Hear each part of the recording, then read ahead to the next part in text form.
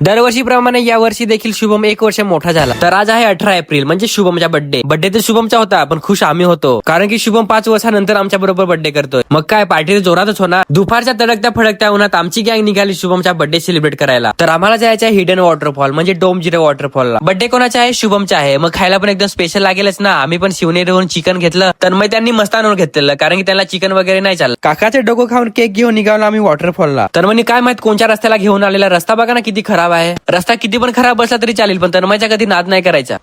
#Heavy driver. Finally आम्ही पोहोचलो, पण आम्हाला वॉटरफॉलला जायचं नव्हतं कारण की वॉटरफॉलला कचरा करायचा नव्हता. डॅम उडी मारून निघालो लोकेशन शोधायला. लोकेशन आम्हाला अशी पाहिजे होती ना का जिथे कोणी कधी आलेलंच नाही. लोकेशन शोधता आम्हाला 1 तास झाला, पण आम्हाला काय एकदम खतरनाक वाली लोकेशन भेटतच नव्हती. फायनली जाऊन आम्हाला एक अशी लोकेशन भेटली जिथे आम्हाला शुभमचा बर्थडे सेलिब्रेट करता येईल. सगळ्याला एकदम दाबून भूक लागलेली, मग शुभमचा डायरेक्ट बर्थडे सेलिब्रेट करायला घेतला.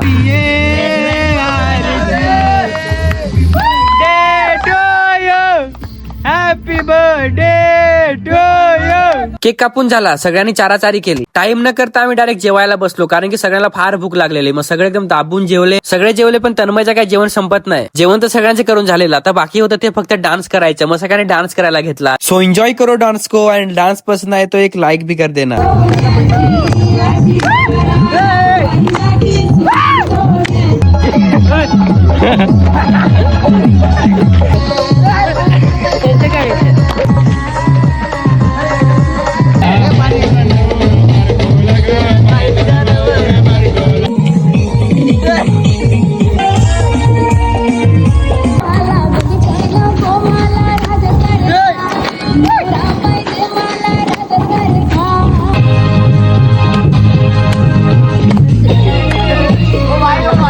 नाचा ना.